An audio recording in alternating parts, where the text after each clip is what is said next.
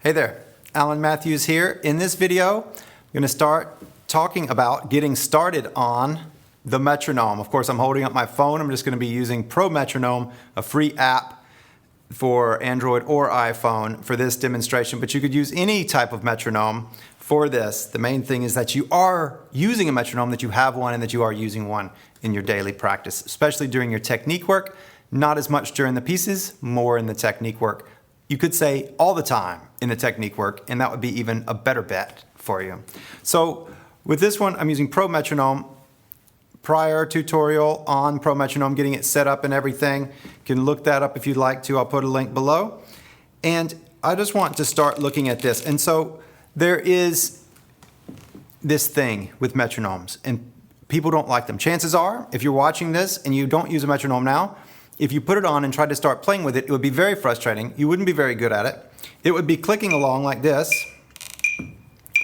and you would be playing something else completely. You'd listen to it first and say, oh, what is it? 1, 2, oh, 3, okay, I got it. And then you start playing, and all of a sudden you're just getting off, and you listen to it, and then you're off from it. That's what typically happens, and that's what I see students doing a lot, is they listen first, they say, okay, I got it. And then they go off and try to play with it without listening to it anymore, and it doesn't work, and then it's very frustrating because it's a great big failure. You listen to yourself, you're playing something, and the metronome is nowhere near you. I heard a funny saying once that was, metronome is like a wild beast. When you first get it, it seems to buck all over the place. It speeds up, it slows down, it's completely erratic, it doesn't behave itself, and as time goes on, then you train it, and it becomes more and more steady as time goes on. Which is kind of funny because obviously it's our own sense of rhythm that's doing that, but it sounds like the metronome is doing it. It actually sounds like the metronome is speeding up or slowing down. Craziness. So how do you actually then get into the metronome? So the first thing that you do is you put down your instrument.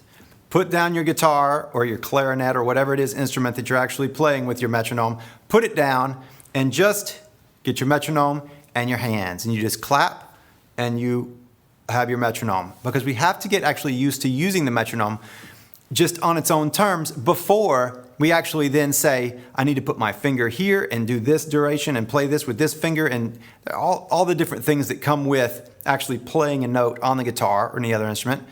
Then that's just all distraction from the metronome. The point of playing with the metronome is playing with the metronome. So whenever you're practicing with the metronome, make it first about the metronome, second about everything else. If you're going too fast and you can't get everything else and still play with the metronome, then maybe you need to slow down your metronome. So to begin working with the metronome, first off, I've got it here at 83. It doesn't really matter where you put it. Let's slow it down from that. Somewhere in the 70s. So here we have this beat, yes? And so what you might want to do is every day in your practice for the next month or something is just spend a minute or a minute and a half, 2 minutes, whatever it is, a small amount of time, put on the metronome, and then clap along with it. I'm just going to snap because my hands is full with my metronome, but just clap along with it.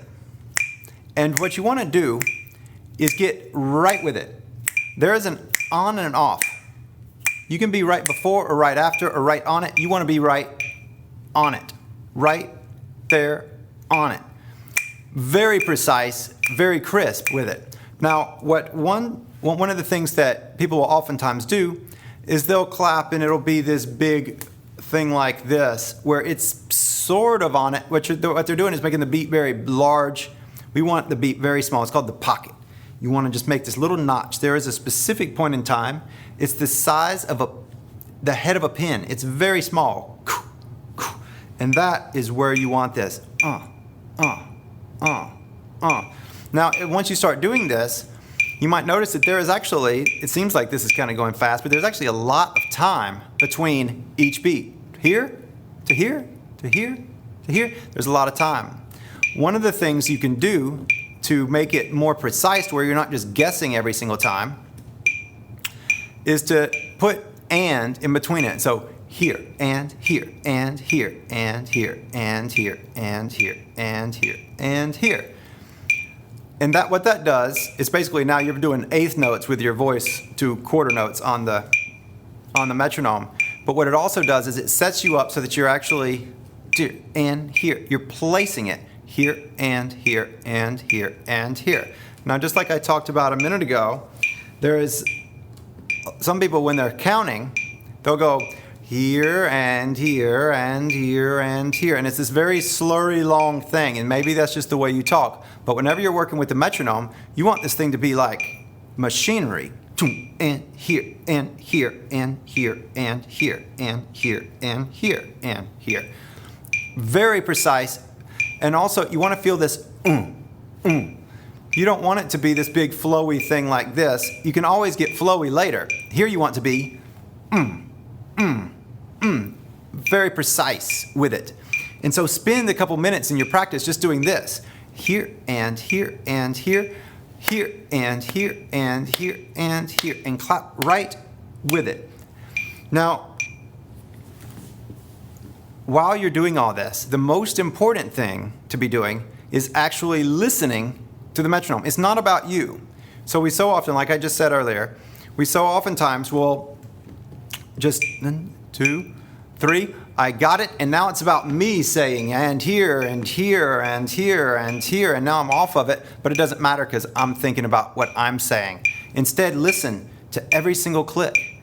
Listen to where your ear, that's what exists in your ear, nothing else. And then you're just placing it. That is the ticket to working with the metronome, is listening.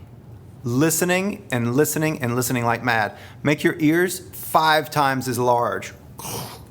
Elephant ears, so that you can do this.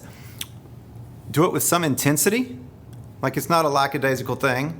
You know, this isn't the time to be relaxing and thinking. This is study. You're being right on it. This is rhythm. We're talking about specific points in time. All right, so that is how to just get started on the metronome. After you get that, then you can start putting it on to the guitar. Now, when you put it onto the guitar, or whatever instrument it is that you're doing it, one note, one open string, just do it, boom, boom. So if you got this thing, I'm gonna turn it on again, then it would just be, you'd still do it with your mouth, always 1 and 2 and 3 and 4 and play and play and play and play. So you just got one note, one open string, just do it on your high open E, and then get good at that. And then you can get into multiple notes on the same string, crossing strings, things like that. If you just jump right in to trying to play your scales with a metronome, it's going to be really frustrating, and you'll probably be really bad at it.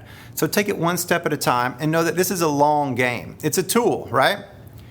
Just as some other person with a tool, we don't expect a doctor to get good at the scalpel in one day. It's something that takes a long time to get good with. At first, you're just using it. You're just like doing little cuts. And then you get to start whatever they do, dissect pigs or something. I don't know what it is they do in medical school. But you actually get good at this thing over time. Same thing with this tool. Same with any tool. Same with the guitar itself. So that's getting started on the metronome. In the next video, we'll talk about actually using the metronome for subdividing, getting more advanced with the metronome, and different things that you can do with it to more develop your inner sense of rhythm and your way that your knowledge of how music works with a steady beat. All right, let's get to that one. See you soon.